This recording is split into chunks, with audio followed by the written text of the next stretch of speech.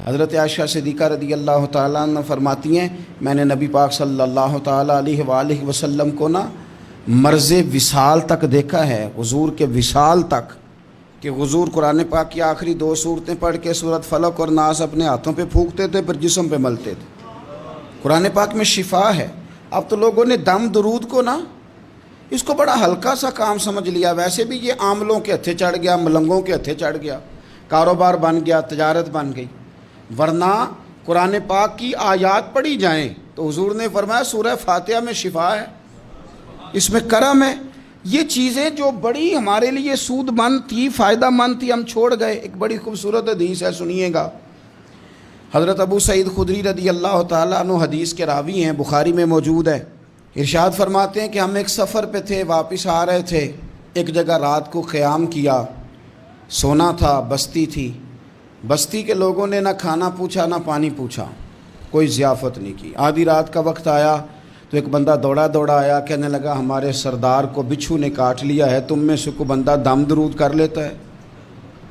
تو ایک صحابی کہنے لگے کر تو لیتے ہیں، پر تم نے چونکہ ہمیں کھانا پانی تک نہیں پوچھا، تم اگر دم کراؤ گے تو مفت نہیں کریں گے۔ بخاری پڑھ رہا ہوں، پیسے لگیں گے۔ کتنے پیسے؟ بکریوں کا ایک ریوڑ پورا۔ شارحین نے لکھا ہے 40 بکریاں۔ کنے دمہ دیاں؟ او بھائی اس سے کوئی بندہ جواز نہ لے کہ پیسے لینے جائز ہیں، اس سے جواز نہ حاصل کرے۔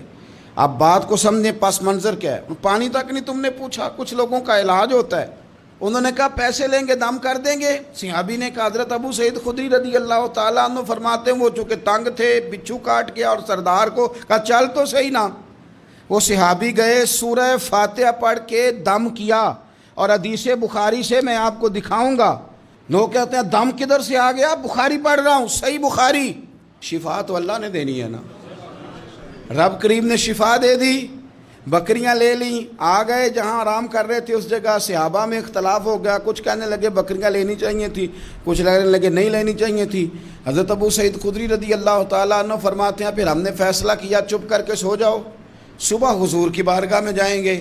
اگر کریم نے کہا لینی چاہیے تھی پھر تو موج بن گئی، اور اگر کہا نہیں لینی چاہیے تھی تو بکریاں ہانک کے واپس کر جائیں گے۔ مسئلہ کیا ہے؟ کہتے ہیں صبح گئے حضور کی بارگاہ میں، جا کے مسئلہ عرض کیا، یا رسول اللہ انہوں نے بھی پانی کوئی نہیں پوچھا تھا، ہم نے بھی کہا دم کریں گے تو پیسے لیں گے، تو ہم نے یہ بکریاں لی ہیں۔ شارحین لکھتے ہیں 40 تھی شاید۔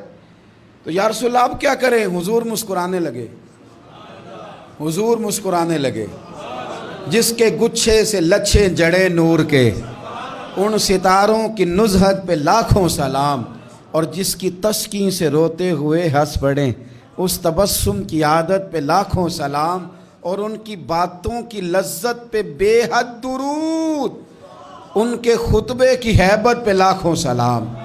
حضور مسکرانے لگے اور مسکرا کے پوچھا اچھا پڑھا کیا تھا؟